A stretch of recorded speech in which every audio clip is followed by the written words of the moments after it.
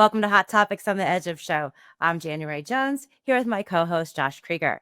And today we also have Jack Dean from DomiChain joining. Thanks for being here, Jack. Thank you, guys. Thank you for inviting me. It's our pleasure, Jack.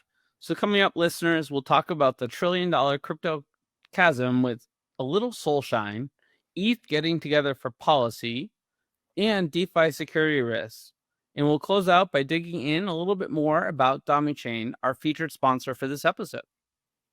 This is another production of The Edge of Company, a rapidly growing media ecosystem, empowering the pioneers of Web3 technology, culture, and innovation. Well, kicking off this week, is it a dip or is it a cliff? Yahoo Finance and CoinStats report that the crypto market has lost over $1 trillion cumulatively since October 10th and to date, with November 4th marking a single-day loss near $400 billion. Declines were across major coins and altcoins, and that's a huge shakeout for crypto. But for some context, the S&P 500 experiences trillion-dollar market cap shifts several times a year. But within that storm, there has been one sunny spot, the launch of Solana ETFs. Solana is just the third spot ETF to receive full SEC approval, and it's already been the hottest, with Bitwise's Solana ETF achieving about $56 million in the first day trading volume and $420 million in inflows in its first week. So, wild dynamics happening here. We tried to take a sunny slant on that kind of devastating news that happened on Tuesday this week. Josh, and then Jack, what are you thinking about this ride?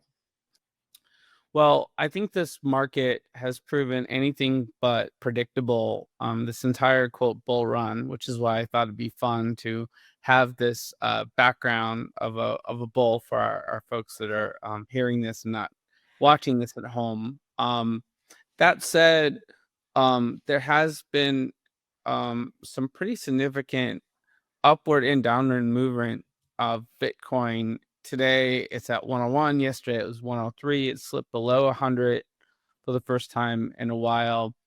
And I think this is as much to do with sort of the overall global macroeconomics as it is with the blockchain market. We've seen that these two are strongly correlated at this point. It's not like a question anymore. And with regard to Solana, I think there's still some gas in the tank for digital asset treasury products that are around sort of particular companies with or projects that have long-term value and potential utility in society that people can see. The interesting thing about Solana is it's portrayed as a meme coin project, but there's actually quite a lot of other things being built with Solana, and they're really trying to build that ecosystem. So I think the market responded positively to the Solana ETF push because these particular products are able to invest in the Solana ecosystem, and it becomes a very self-sustaining new form of venture capitalism in a lot of ways. So I think this is more of a signal, not just with this particular example, but of a new perspective on venture building and sort of companies that are on the public markets that are investing in their own ecosystem through the dynamics of their stock price. Jack, what are your thoughts? So I saw that the big dip earlier this week, and I am not surprised because with crypto, there's always big dip and big, jump. So, if anything is sure, this market is always going to be jumpy, right? One way or the other. So my philosophy is I never do any leverage when I, with these crypto assets.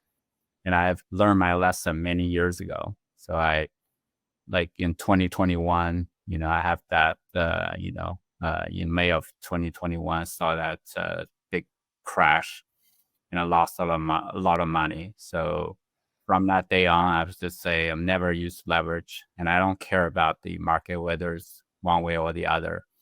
It's a good lesson for myself and hopefully for any listeners, be something to keep in mind. Yeah, leverage is definitely a huge sort of shifter in markets. Look at what happened with GameStop, right? And the sort of all those shorts that massively caused a reverse reaction. Exactly. So yeah, what I do is usually, buy at the bottom of the market when, it's bear market, and then just wait for many years when it's up, right? So you don't worry about it go down for 20%. It's not a big deal. But I do think.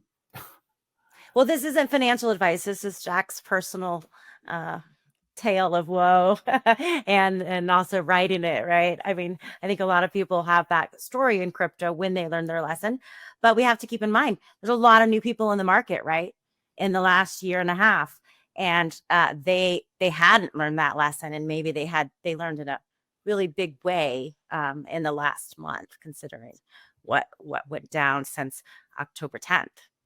Right. Everybody has to pay their due in somehow. So I paid my due a couple years ago. So now I do think the market still have some gas left in the tank toward the end of the year. Although when I look at the curve, it seems like maybe for the next few weeks it's probably going to be, probably more down than up. But I do think maybe by the end of November or December, it should probably have some kind of upper potential. We should, somebody say it's going to go up to 150K, and somebody say it's another number. But I do hope, in this bull market, we still have some gas left in the tank. Well, we are always talking about a milestone every time we do the show every week in 2025. It has been just incredible, the coverage. I can't wait to do like a best of 2025 and hear us say, wow, never thought that would happen like 40 times. Because 2025 has just been inconceivable. Well, let's move on to our next story. Let's talk about Ethereum a bit. So for years, Ethereum has support of a massive DeFi ecosystem with over 100 billion in on-chain assets and millions of daily transactions. But it has really lacked a united, credible global voice in Washington and beyond to influence crypto regulation. But now, just this week, 7 leading Ethereum protocols have formed the Ethereum Protocol Advocacy Alliance. It includes Uniswap, Aave Labs, Spark Foundation, the Graph Foundation, among others. Now, we've seen Joe Lubin and Consensus in DC repping ETH, but not many other ETH voices. So, Jack, you were just in Washington with Josh and I at our conference with the Government Blockchain Association that you co-sponsored. And that was kind of a unified voice, right? Getting everyone together to talk about these things. But what do you think is getting through to policymakers, and what do you think of kind of ETH getting it together? That's a great question and timely question as well. And you're absolutely right about to draw a parallel between what Ethereum Protocol Alliance is doing and what organizations like Government Blockchain Association are trying to achieve. Here's what I frame what seem to be getting through to policymaker right now, based on the conversation in DC and general sentiment among the agencies and congressional staffers. I think the policymakers are beginning to distinguish between speculative trading activity and the underlying blockchain infrastructure. When they see Ethereum positioned not as a crypto asset, but rather as a base layer for open finance, identity, and data system, they start to engage more seriously. And the public good narrative resonates, especially when protocol team emphasize security, transparency, and innovation public infrastructure terms. And you're absolutely right to draw a parallel between what the Ethereum Protocol Alliance is doing and what organizations like GBA are trying to achieve. And from what I can tell in the meeting, I can see the policymakers are starting to distinguish between speculative trading activity and blockchain infrastructure. And I think that's a really good starting point because it's very important to get these blockchain infrastructure ready for the next 5-10 years, because the blockchain is supposed to revolutionize all the industry, and I think we're still lacking in infrastructure. Although we see like many layer 1, layer 2 coming up, but I think a lot of these blockchain are congested or having issues here and there. So I think to have very solid blockchain infrastructure would be very, very important. So I'm very happy to see that, from the policymaker being able to recognize that the importance of these infrastructure for the next many years to come. Yeah, it's like the next wave setting in, and Jack, you're speaking from perspective of someone who has a layer 1, right? And so we'll get into that later of the show, but I just wanted to note that you know what it is to build a blockchain. Yeah, and I think to Jack's point, policymakers are sort of looking at the infrastructure role of layer 1s and decentralized finance in overall financial innovation in the traditional finance industry rather than just speculation products. I think when we look at sort of the traditional finance industry, I mean, there's so many speculative products, and the world doesn't talk about those products every day. We don't always talk about hedge funds, right? And so this infrastructure can be used for speculative products and can be used for payment processing and for solutions to government challenges. It can be used for all sorts of incredible use cases that are coming to life in the world of science and healthcare, which we covered at the conference. Policymakers that were at our event caucus. So I think it's exciting, and it's the continued evolution of the conversation and the marker on what people care about. Yeah, absolutely. Well, relatedly, let's move to our next topic before we get into more about DomiChain. But also this week, Chainalysis CEO Jonathan Levin told the Financial Times that the rapidly growing DeFi sector, as Josh was speaking about, is facing critical security vulnerabilities. He highlighted that many DeFi projects are developed quickly and often lack professional cybersecurity expertise, leaving substantial user funds exposed to sophisticated attacks like the recent 100 million balancer hack.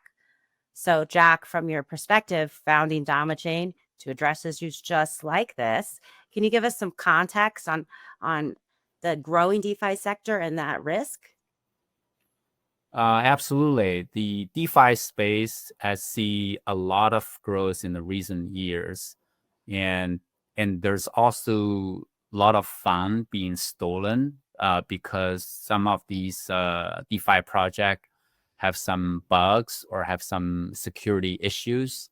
So it has been a big problem for many years, especially as many people are realizing that DeFi project is the future for finance. As far as DomiChain is concerned, DomiChain is a high performance, high security blockchain. It's kind of like a new kid in the block, but we do have very high throughput, like 100,000 transactions per second. So how do you manage security risk in that type of high velocity environment? Good question. So at DomiChain, we not only put a lot of emphasis in having good throughput, like 100,000 transactions per second. At the same time, we put a lot of emphasis on security.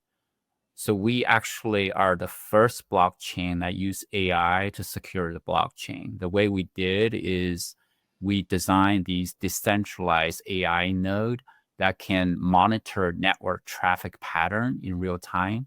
And when we detect there's a issue or threat in the network, we have a way to shut down this threat. In that way, we have a very kind of like a proactive way of protecting the blockchain network. So in that way, it's a very unique technology that DomiChain is building. And secondly, we also take a snapshot of DomiChain asset every hour and put that in Bitcoin blocks. And everyone know that Bitcoin blocks are pretty much the most secure ledger in the human history. So by doing that, we leverage these special security feature and make DomiChain assets as secure, almost as secure as Bitcoin. So Jack, yeah, that's really interesting. I love hearing your firsthand perspective on how you're dealing with all the security complexities of our industry. I've had a lot of conversations with security companies. In fact, one of the episodes before this featured Kerberos, and I think the what I'm hearing from them is, security is a long-term investment. It's not one audit or a series of audits. It's real-time security tracking, like you mentioned. It's ongoing audits, and it's a very healthy and robust bounty program.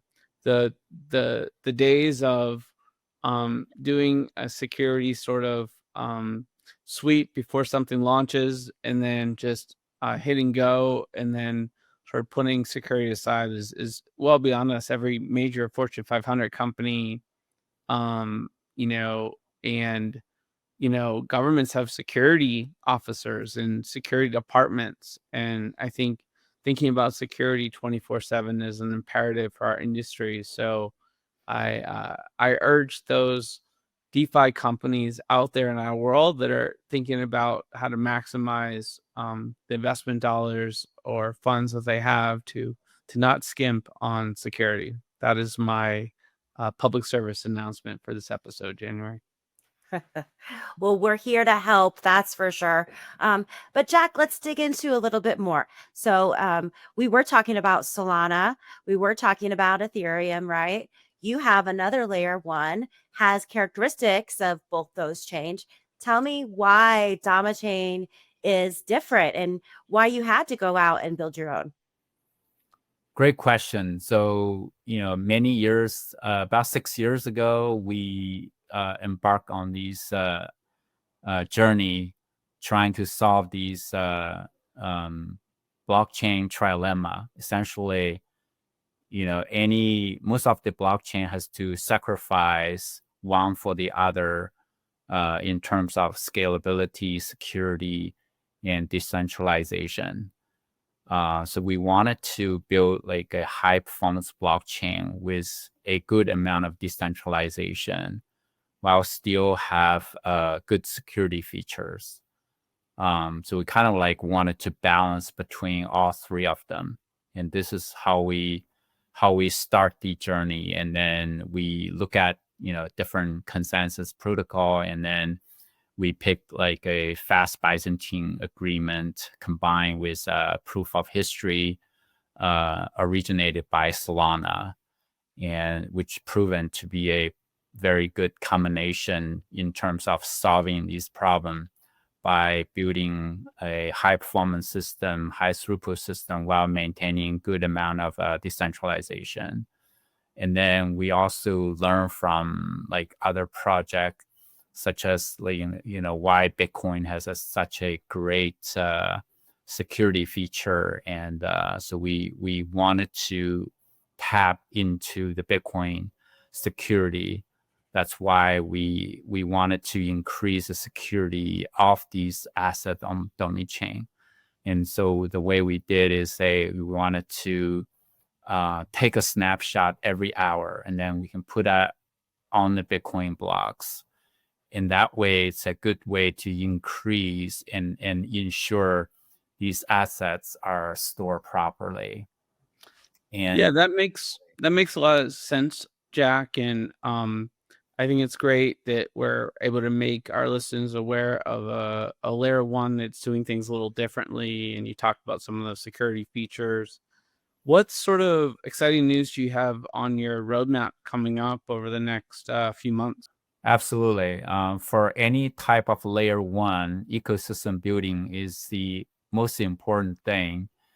And DomiChain is building a lot of quite a few large application by partnering with a few companies. One of them being a discount spending system. Essentially, you're using some coupon or points for like spending less for same type of applications. This is actually one of these application has been proven to be very valuable for many users in Shenzhen, China. So we sign an agreement with them, and DomiChain is going to be managing these discount coupons or points for them. And we're going to make this more like a global system. Let's say you're a US traveler, you go to China, can use this system to like essentially spend less, but getting good quality of service. And so this is one of them. And another one is we're partnering with like a AI chatting company, more like a AI CRM system for businesses. So essentially, we're going to make DomiChain be part of this system that's going to manage modern CRM for companies. Very cool. And then another one we're doing is RWA. So we're actually building a like helping resources such as like water resource in Fiji to build like a RWA token for water. And then we're also building a gold-backed like token for a gold mine in Fiji. And Wow. there's a lot of other projects for RWA. I can't probably, Yeah, we'll have to save some of those for a full show, but really exciting stuff. And for those interested in learning more about DomiChain and how they are sort of flipping the script on real world use cases for blockchain, just Google DomiChain and you can go down the rabbit hole from there. I guess that's a wrap, January. Sure is. We talked about the $1 trillion crypto chasm with the sole bright spot, ETH getting together for policy, DeFi security risks, and how DomiChain is trying to solve the blockchain trilemma of scalability, security, and decentralization. I'm Josh here with January and our guest Jack Ding. Stay curious, keep pushing boundaries, and don't forget to subscribe and follow us on all the platforms of choice so you never miss what's next on the Edge of Show. Thanks for joining us.